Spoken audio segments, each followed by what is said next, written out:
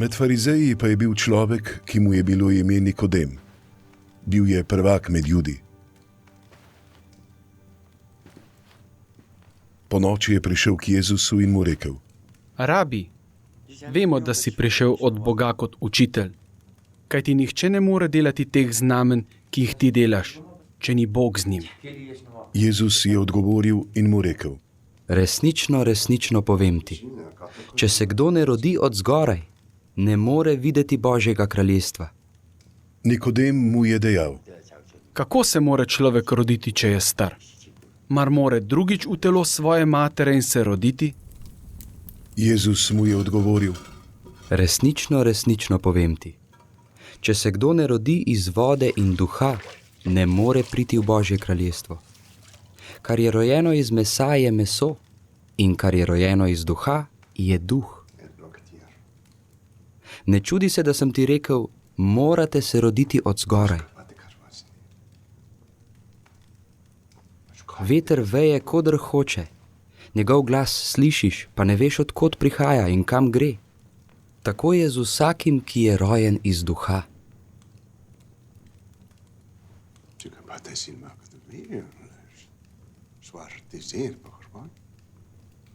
Nikodem je odgovoril in mu rekel: Kako se more to zgoditi?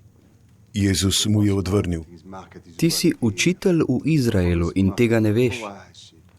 Resnično, resnično povem ti, govorimo o tem, kar vemo, in pričujemo o tem, kar smo videli, toda našega pričevanja ne sprejemate.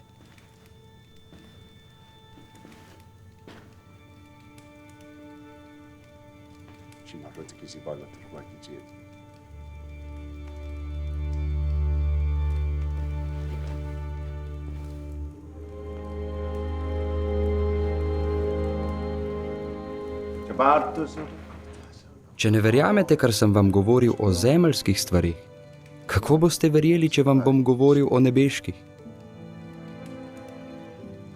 Nihče ni šel v nebesa razen tistega, ki je prišel iz nebes, Sina človekovega. In kakor je Mojzes povzdignil kačo v puščavi, tako mora biti povzdignjen Sin človekov, da bi vsak, ki veruje, imel v njem večno življenje. Bog je namreč svet tako vzljubil, da je dal svojega edinorojenega Sina, da bi se nihče, kdor vanj veruje, ne pogubil, ampak bi imel večno življenje. Bog namreč svojega Sina ni poslal na svet, da bi svet sodil, ampak da bi se svet po njem rešil. Kdor vanj veruje, se mu ne sodi. Kdor pa ne veruje, je že sojen, ker ne veruje v ime edinorojenega Božjega Sina.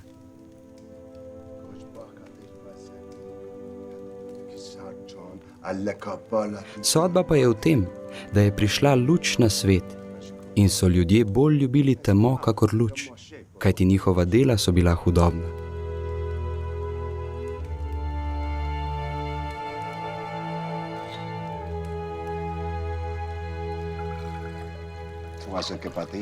Kdor namreč dela hudo, sovraži luč in ne pride k luči, da se ne bi pokazala njegova dela.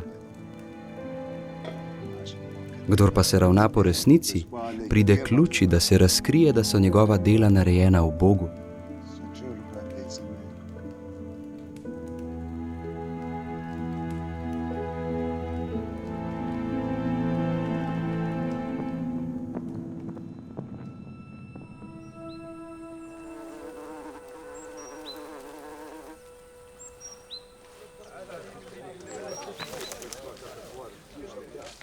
Potem je šel Jezus s svojimi učenci na judejsko podeželje, se tam zadrževal z njimi in krščeval.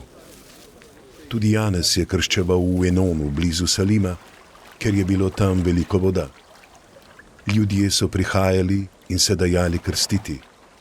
Janeza namreč še niso vrgli v ječo. Med Janezovimi učenci in nekim Judom pa je nastalo razpravljanje glede očiščevanja.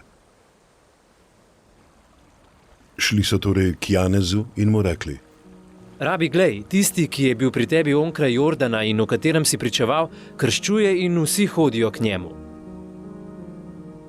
Janez pa je odgovoril in rekel: Človek si ne more ničesar prisvojiti, če mu ni dano iz nebes. Vi sami ste priče, da sem rekel, jaz nisem Mesija, temveč sem poslan pred njim. Kdor ima nevesto, je ženin. Ženinov prijatelj pa, ki stoji in ga posluša, se srčno veseli zaradi ženinovega glasu. To moje veselje je torej zdaj dopolnjeno.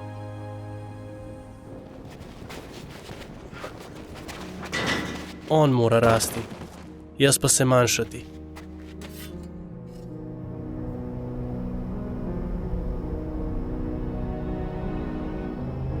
Kdor prihaja od zgoraj, je nad vsem. Kdor pa je z zemlje, je zemeljski in govori zemeljsko. Kdor prihaja iz nebes, je nad vsem in pričuje o tem, kar je videl in slišal, vendar nihče ne sprejema njegovega pričevanja. Kdor pa je sprejel njegovo pričevanje, je s pečatom potrdil, da je Bog resničen. Kogar je namreč poslal Bog, govori Božje besede, kajti on ne daje duha na mero. Oče ljubi sina in mu je vse dal v roko. Kdor veruje v sina, ima večno življenje, kdor pa ne veruje v sina, ne bo videl življenja, ampak ostane nad njim Božja jeza.